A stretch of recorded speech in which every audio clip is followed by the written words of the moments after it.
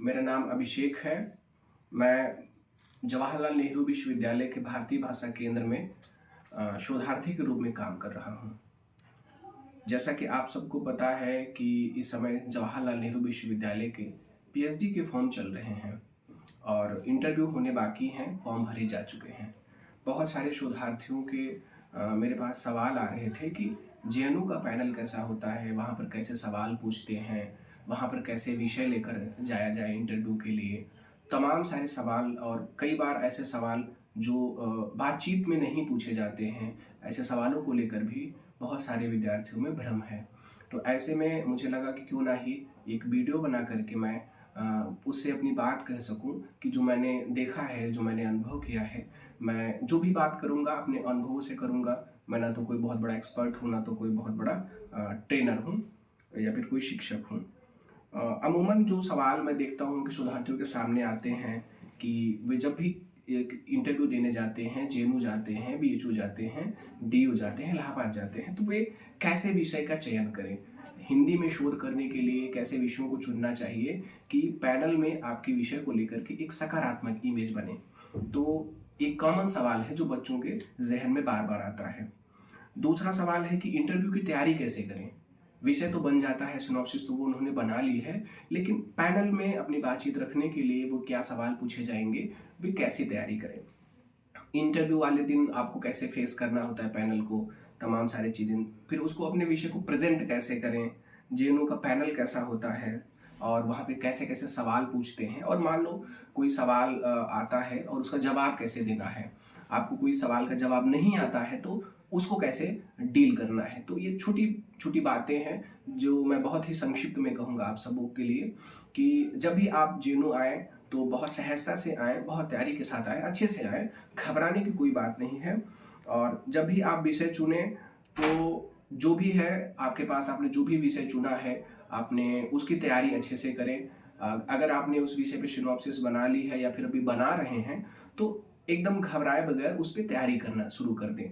समय बहुत कम है, ऐसे में आप तैयारी पे ज़्यादा फोकस करें। आपका सिनॉप्सिस अगर 19 भी है तो काम हो जाएगा, लेकिन आपकी तैयारी जो है वो 21 की होनी चाहिए। आपकी तैयारी सब कुछ डिपेंड करेगा आप इंटरव्यू में कैसी बात कह पा रहे हैं, क्योंकि इतने बच्चे होते हैं और पैनल में इतने शिक्षक होते हैं, किसी को आपकी सिनॉप्सिस देखने का समय नहीं होता है। और किसी भी पैनल में अब तक जो मैंने अनुभव किया है, किसी भी पैनल में आपकी सिनॉप्सिस नहीं देखते हैं। आप एक प्रति लेकर जाते हैं लेकिन वो देखने का उनके पास समय नहीं होता है।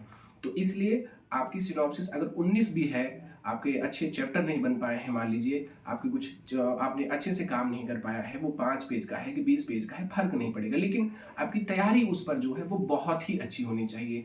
आपके पास अध्ययन इतना पर्याप्त होना चाहिए कि आप बहुत दावे से, बहुत स्पष्टता से अपनी बात कह सकें। तो विषय जो भी चुना, अब आपके पास समय नहीं है विषय नया चुनने का, तो जो भी है उस पर अच्छी तैयारी करें और अच्छे से तर्क इकट्ठा करें और बातचीत करें। तो इंटरव्यू की तैयारी कैसे करें? आप जब भी विषय बना रहे हैं तो कोशिश करें कि विषय का शीर्षक क्या है ये स्पष्ट होना चाहिए। उसके लिए आप अध्ययन सामग्री कौन सा चुन रहे हैं वो स्पष्ट होना चाहिए। आप आधार सामग्री में कौन सी किताबें लेंगे और सहायक सामग्री में कौन सी किताबें लेंगे, क्या पत्रिकाओं की मदद लेंगे, क्या वेबसाइटों की मदद लेंगे, वो स्पष्ट होना चाहिए। दूसरे, आपका कार्य क्या होगा। आप जो शोध विषय अपने लिए चुना है उस शोध के माध्यम से आप काम क्या करना चाहते हैं, आप क्या तलाशना चाह रहे हैं, आप क्या किस समस्या पे आप समाधान करना चाह रहे हैं, आपके शोध के सवाल क्या क्या हैं, आप क्या नया करना चाह रहे हैं। तो ये छोटी छोटी चीज़ें थी। और शोध की प्रविधि आप इस शोध में कौन से अपनाएंगे और किस शोध की प्रविधि के माध्यम से अपनी बातचीत करेंगे। तो ये कुछ छोटी मोटी तैयारियां हैं कि जो जब भी आप कोई विषय चुने तो उसके बारे में इतनी कम से कम जानकारी आपको होनी चाहिए।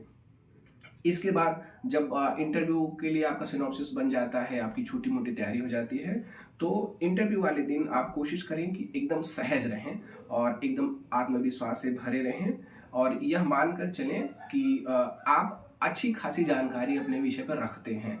और अच्छी खासी जानकारी कहने का मतलब है कि आप पैनल से ठीक ठाक बात करने की स्थिति में है। आपने 10-20 दिन, महीने, 6 महीना, जितना भी आपने विषय पे पढ़ाई करी है, कि ये माने कि हम अच्छा खासा जानकारी रखते हैं उस विषय पे। तो एकदम आत्मविश्वास से भरे रहें कि आप जो भी बोलेंगे फुल कॉन्फिडेंस से बोलिए।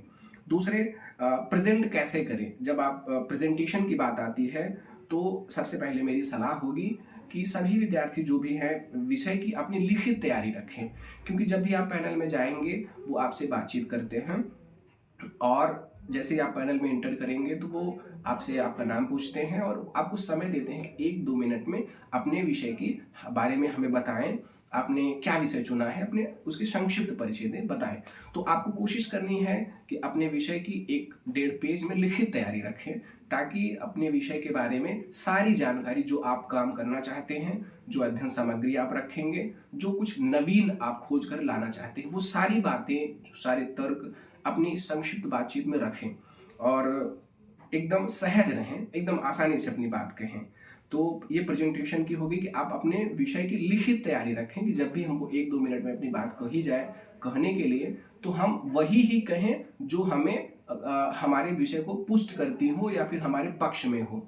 हमें ऐसा कुछ भी नहीं कहना है उस 1-2 मिनट में कि जो भी विवादित हो, या फिर ऐसी कोई टर्मोलॉजी नहीं यूज करनी, ऐसी कोई शब्दावली नहीं यूज करनी है कि जिसके बारे में हमें ना पता हो। आप कोशिश करें कि 1-2 मिनट वो आपका अपना हो, उसमें बोलने के लिए आप जो कुछ भी तैयार करें वो लिखित रूप में हो और उसके बारे में आपकी अच्छी पकड़ हो, जो शब्द आप चुने हैं उसके बारे में अच्छे जानते रहें, जो बातचीत आप कर रहे हैं उसके बारे में ठीक जानकारी हो। तो ये तो प्रेजेंटेशन का हो गया। फिर इस प्रेजेंटेशन के बाद वो आपसे सवाल शुरू करते हैं पूछना। पैनल जो होते हैं, जो 8-10 की संख्या में रहेंगे, कम से कम 8-10 ऐसे रहते हैं और 15 के अंदर ही रहते हैं। तो जेनू का पैनल कैसा है, तो आपको मैं बता रहा हूँ कि जेनू का पैनल बहुत ही सहज है और बहुत ही शानदार है। वो आपको सुनना चाहता है। आप देश से जितने भी दूर दराज से लोग आते हैं वो आपको बहुत ही सुनने के लिए उत्सुक होते हैं। वो आपको भरपूर समय देते हैं, आपसे सवाल करते हैं। आपका विषय अच्छा है तो पूरा इस बात की संभावना है कि आपसे वो ठीक ठाक बात करेंगे और आपको जानना चाहेंगे कि आपने कितना अध्ययन किया है। सवालों में वे क्या क्या पूछते हैं, तो जो कुछ भी आप बताते हैं, जब आप आते हैं इंटरव्यू में तो आपको वे सवाल करते हैं कि अपने विषय के बारे में बताएं। तो आप 1-2 मिनट जो भी अपने विषय के बारे में बताते हैं तो वे उन्हीं सबको सुन करके आपसे सवाल करते हैं। तो तैयार रखें कि जो भी हमें 1-2 मिनट में अपनी बात कहनी है उस पर आपकी ठीक ठाक पकड़ हो, आपको जानकारी हो और वे सब बोलें जिससे सवाल बनते हैं, जो आपको जानकारी हो।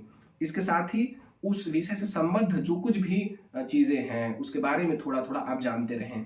तो ये सारी चीज़ें हैं कि आप वो इन्हीं सब से सवाल पूछेंगे। वे एकदम नहीं पूछेंगे कि आपको एमए में कितने नंबर मिले, आपने कौन सा पेपर चुना था, आपने बीए कहाँ से किया है, आपका रोल नंबर क्या था। ये सब ऐसी अनर्गल चीज़ें वो बिल्कुल नहीं पूछते हैं। बच्चों में बहुत परेशानी होती है कि ऐसे ऐसे सवाल पूछें, तो बिल्कुल नहीं, ये सब बकवास सवालें हैं, तो इसमें एकदम नहीं पूछते हैं।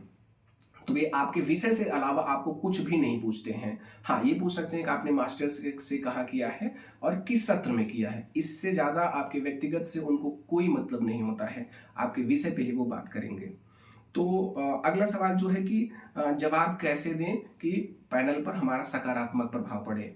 तो जो भी बात कहनी है मैं आपको सलाह दूंगा कि आप उदाहरणों से बात करें, बहुत ही तर्कों से माध्यम से बात करें। जब भी कोई सवाल पूछा जा रहा है तो आपने जो कुछ भी पढ़ा है, जैसे आपने उपन्यास पे बनाया है, कहानी पे बनाया है, कविता पे बनाया है, तो आप उनकी कविताओं से, उनके उदाहरणों से, उनके पात्रों से बात करें।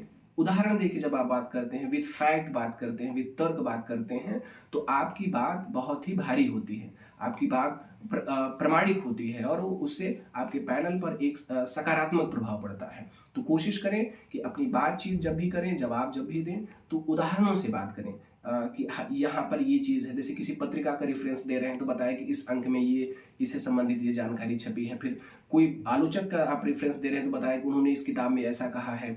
तो जब आप उदाहरणों से बात करेंगे तो एक असल अच्छा प्रभाव पड़ता है। तो और दूसरे, अपने विषय के बारे में इतने अच्छी अच्छी बातें या फिर अच्छे जो पक्षधरता अपने विषय की बताने वाली चीज़ें हैं उसके बारे में आप इतने कहते हैं ना कि आप अपने इतने दावे से कहें और इतनी स्पष्टता आपकी होनी चाहिए कि आप अपने विषय की पक्षधरता लें। यह नहीं कि पैनल आपको, अगर मान लीजिए कोई बात आपसे सवाल भी करता है, नेगेटिव भी करता है, तो आपको घबराना नहीं है। आपने जो विषय चुना है वो जैसा भी है वो आपका अपना विषय है, उसके लिए आपको बहुत कॉन्फिडेंस होना चाहिए। तो अपनी विषय की पक्षधरता जो है बहुत आत्मविश्वास के साथ रखिए, एकदम घबराए बगैर, बिना विचलित हुए आराम से अपने सवालों का जवाब दें। आखिरी सवाल है कि जैसे पूछते हैं बच्चे की जैसे किसी सवाल का जवाब हमें नहीं पता है, तो हमको कैसा डील करना चाहिए? तो एकदम घबराने की बात नहीं है। दरअसल आप इंटरव्यू देने आए हैं, ना कि आप पूरा खोज खंगाल करके आप थीसिस का आपका वाइवा हो रहा है।